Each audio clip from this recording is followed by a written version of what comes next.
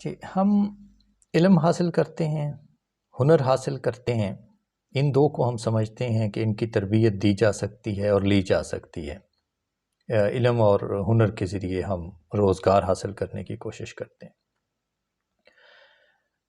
ایک تیسری چیز ہے، ہمارے اندر انسانوں میں جذبہ اور احساس پایا جاتا ہے، اور اس کے متعلق بالعموم ہمارا نقطہ نظر یہ ہوتا ہے کہ ان کی تربیت نہیں ہے، یہ تو خود رو ہوتے ہیں، ہماری شخصیت میں خود ارد گرد سے بن جاتے ہیں۔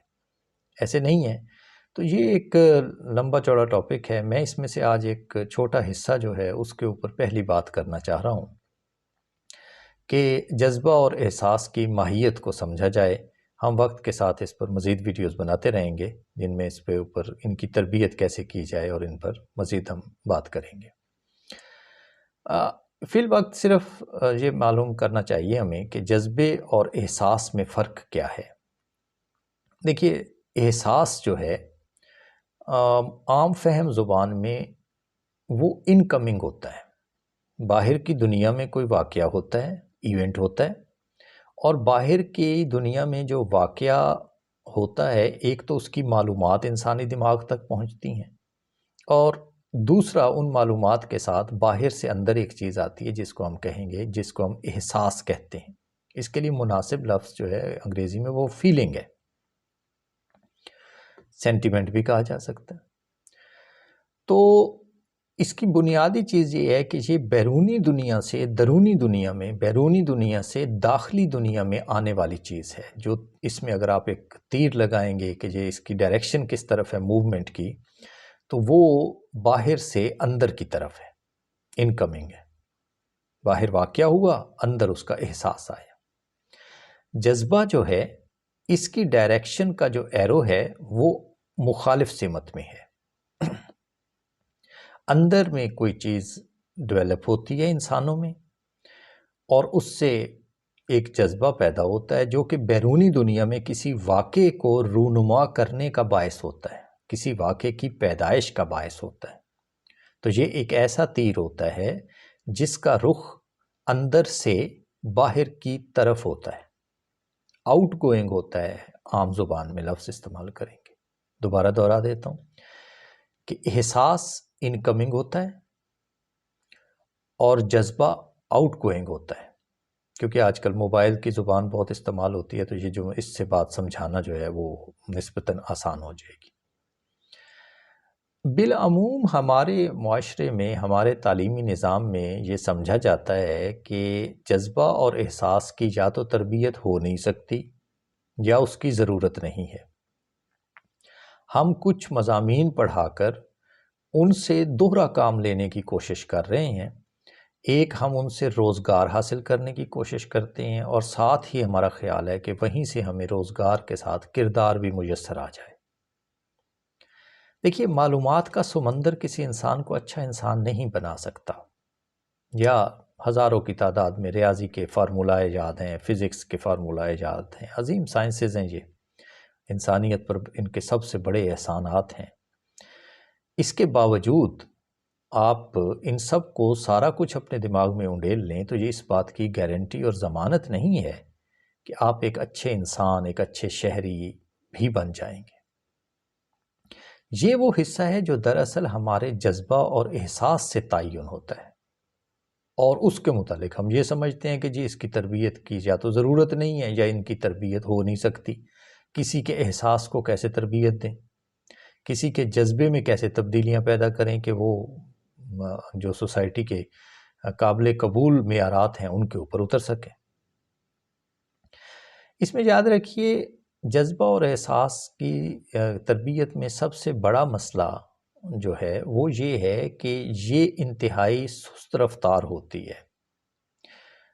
کئی سالوں پر محیط اس کا عمل ہے، اور شاید سالوں بھی میں لفظ کم کہہ رہا ہوں، کئی دہائیوں تک اس کے جو اثر ایک کسی شخصیت پہ پڑتا ہے وہ اس کے جذبہ اور احساس کی شکل میں راسخ شکل اختیار کرتا ہے، مضبوط شکل، ٹھوس شکل اختیار کرتا ہے۔ یوں کہہ لیجئے کہ دراصل جذبہ اور احساس جو ہے وہ سب سے پہلے جس چیز سے متاثر ہوتا ہے، اور شاید اس کی واحد تربیت گاہ جو ہے وہ پرورش ہے۔ دیکھیے 3 الگ چیزوں کو فرق کیجئے، تعلیم جس سے علم حاصل ہوتا ہے، تربیت کہ جس سے ہنر حاصل ہوتا ہے، اور پرورش جس سے احساس اور جذبہ حاصل ہوتا ہے۔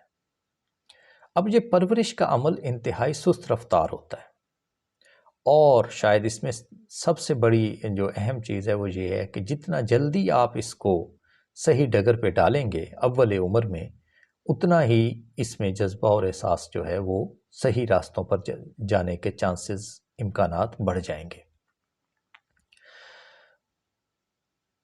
پھر یہ ہے کہ آپ کو یہ جو جذبہ اور احساس ہے، اس کی پرورش کے ساتھ اگر تو وہ کم عمری ہے، آپ کا کوئی بچے ہیں، آپ کے چھوٹے بہن بھائی ہیں، تو آپ ان کو اول عمر میں اس ڈگر پر لگا سکتے ہیں، پرورش کے رخ پر لگا سکتے ہیں۔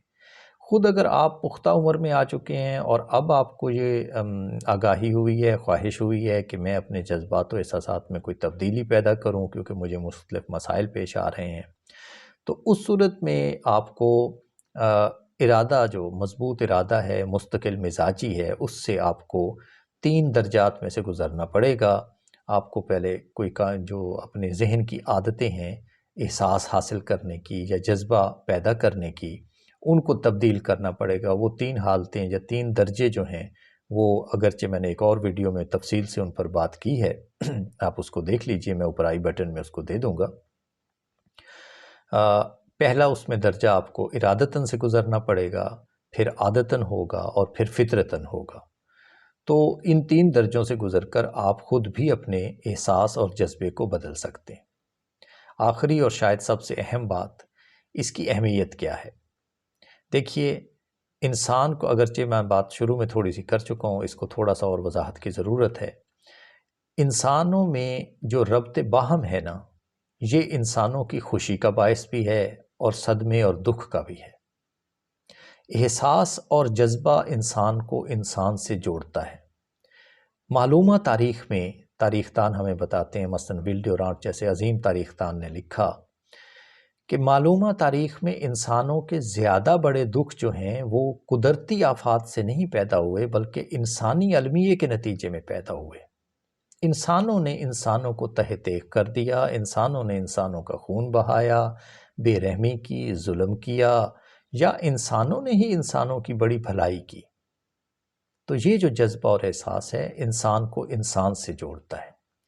آپ حتیٰ کہ اپنے گھر کے اندر اپنی زندگی کی مکمل خوشی وہ خالی پیسے سے حاصل نہیں ہوتی، آپ ایک پرسکون زندگی گزارتے ہیں، تسکین آور زندگی ہوتی ہے، آپ اپنے زندگی کے ساتھی کے ساتھ مطمئن گزارتے ہیں وقت، اپنے بچوں کے ساتھ ایک سکون کی سی کیفیت تب حاصل ہوتی ہے جب آپ اور آپ کے ارد گرد کے لوگوں کا جذبات اور احساسات جو ہیں وہ مترتب ہوں، تربیت پائے ہوئے ہوں۔ بہت سارے لوگ ہیں بہت اچھا کماتے ہیں، ہمارے خاص کر مرد حضرات ہمارے معاشرے میں، لیکن وہ گھروں میں کوئی رویے ان کے اچھے نہیں ہیں۔ تو وہ دراصل تربیت جو ضرورت ہے وہ احساس کی ہے اور جذبے کی ہے۔